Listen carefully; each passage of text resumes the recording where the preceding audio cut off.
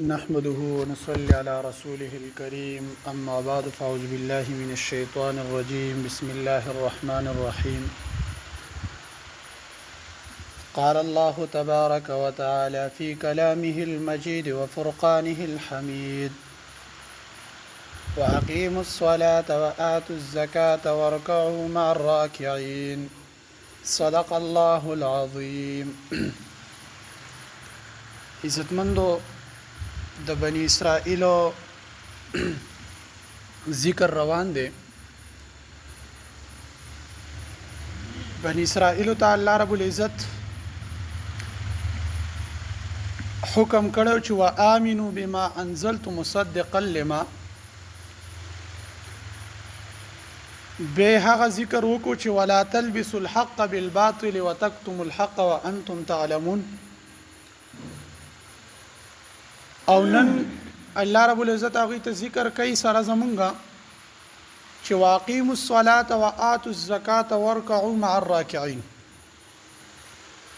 واقیموا الصلاة وقائم کوي منزل را وآتوا الزکاة ورکوي زکات ادا کوي زکات ورکعوا رکوع کوي مع الراکعين سره د رکوع کوونکو. صلات کې دلته ذکر شو. صلات څه ته وایي؟ لفظ صلاح خپل معنی د دعا کول، خودلتی د صلاح نه مراد ارکان مخصوصه فی وقت مخصوصه کې ادا کول، صدا سے ارکان کول، داسې رکنونه ادا کول په یو خاص وخت کې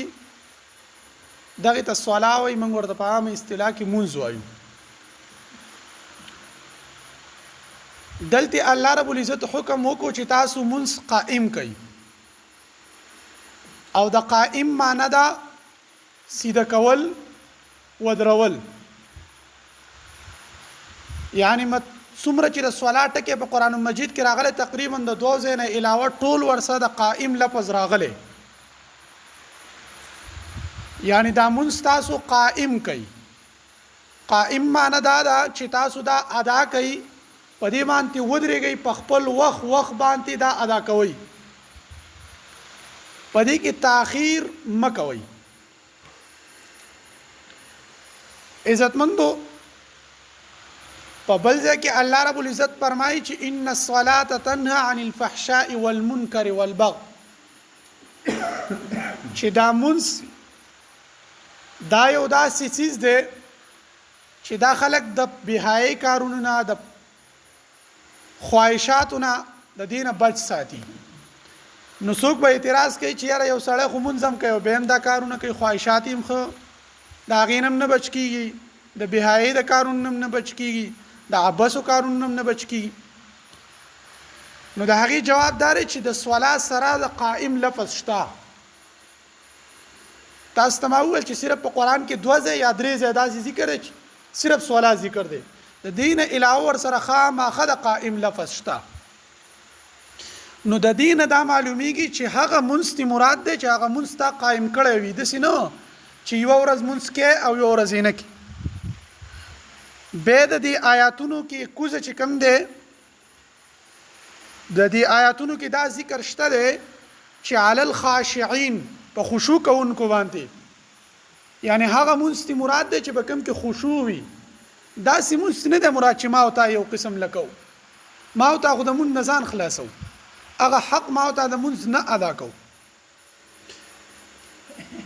نو د دې صلات نه مراد منځ دی، او به هغه منځ دی چې کم قائم وي همیشه وي، د سینه چې کله کې او کله نه کې. نو بیا به دغه منځ تا د بهای د کارون نه خامخا بچ کی. بل صلاه د آیات په اخره کې ورکعوا مع الراکعين ذکر شو چې تاسو رکوع کوئ. د رکوع معنا خپل دا خکته کېدل، ټیټېدل. به په منځ کې په یو خاص طریقه باندې خکته کولو ته چې کوم دی دا رکوع وایي. او دلته به دا ذکر چې مع الراکعين سره د رکوع کوونکو. نو ډیر مفسرین دا فرمایي چې د دینه د جمع منځ مراد دی. او ځنې خلک دا وایي چې نه د دې نه صرف منځ مراد دی چې تاسو منځ کوئ د منځ کوونکو په شان دي نور منځ کوونکي څنګه منځ کوي داسې منځ کوئ خو دلته عزتمندو لفظ د رکوع ذکر شو او جماعت تی مراد شو نو بیا دا جماعت فرض دی واجب دی سنت دی سره دی حکم سره دی نو په سړو باندې د جمع منځ کول د بعض صحابه کرامو او د تابعینو او د فقهای کرامو په نسبت باندې واجب دی یعنی چې سړی د واجب شونه د واجب نه مراد دا شو که چرته د په جمع باندې د منځونه کو نو بیره د منځو نه کیږي او ډیر شي احادیث د دین هم مداغو احادیثونه دا خبره هم معلومیږي چې د جمع منځ چې کوم دی دا لازمی او ضروری او واجب دی خو عند الاحناف هغوی وایي چې د جمع منځ دا سنت مؤکد دی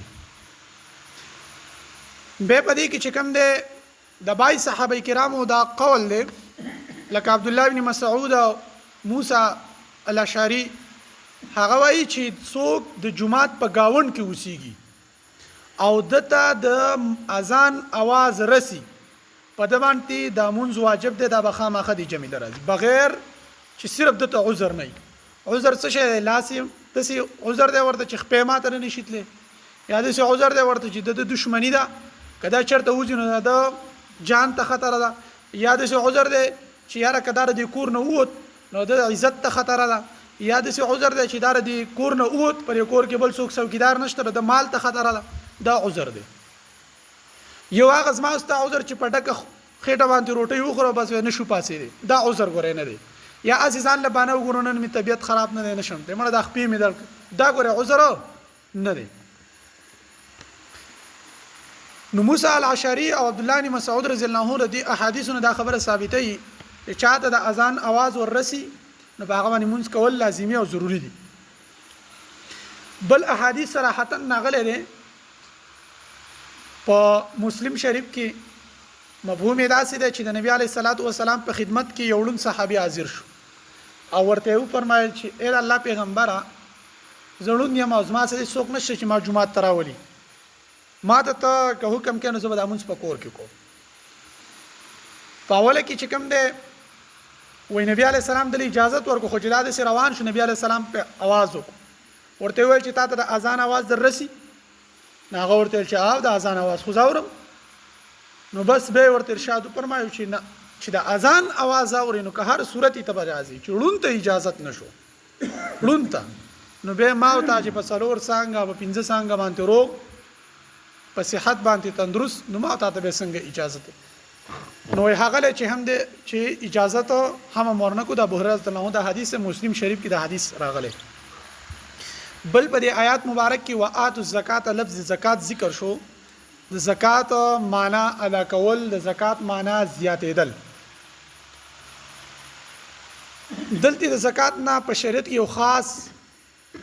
د مال ادا کول مراد دي هغه ادا کول داري چې د مال نصاب دا 52 تولی سپین زرو ته ورسي او په دې باندې یو کال تیر شي نو به دغه ادا کول په دې باندې لازم ضروری او واجب که چرته دا به دا نه ادا کوي دا په دې باندې ګناهګار دی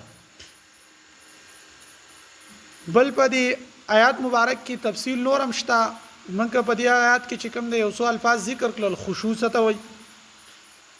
به د منځ دغه ذکر کړل نو منځ ته وي